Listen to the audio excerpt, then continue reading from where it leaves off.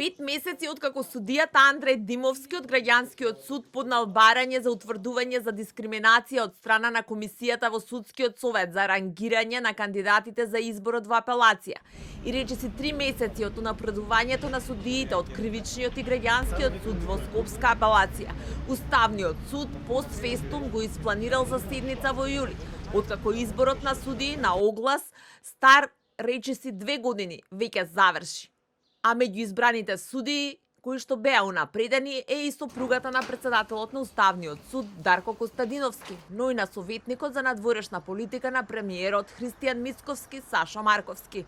Согласно редоследот за доставени предмети до председателот на Уставниот суд, предметот број 276/2024 е предвиден на дневен ред на седница на 2 јули 2025 година. Од судот нема одговор зошто судот не го зел в предвид барањето за приоритет на судијата, кое било испратено 2 недели пред да се случи изборот во Судскиот совет.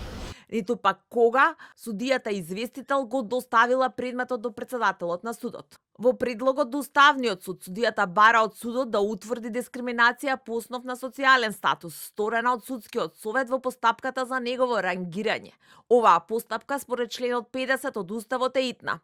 Во барањето стои дека тој преку ова барање тврди дека е дискриминиран, бидејќи во вкупните бодови на ранг листата за унапредување во апелација, иако работел во Меѓународниот суд во Страсбур, не му била призната годината и не добил воопшто бодови. Судот не може да отфрли барање за определено право со образложение дека не постои правна празнина и е должен да одлучува по него со повикување на општите начела на правото, осам кога тоа е изрично забрането со закон. Судијата од Граѓанскиот суд го тужи Судскиот совет за овој оглас и бара унапредувањата во апелација од Граѓанскиот суд на 6 судии да биде поништен.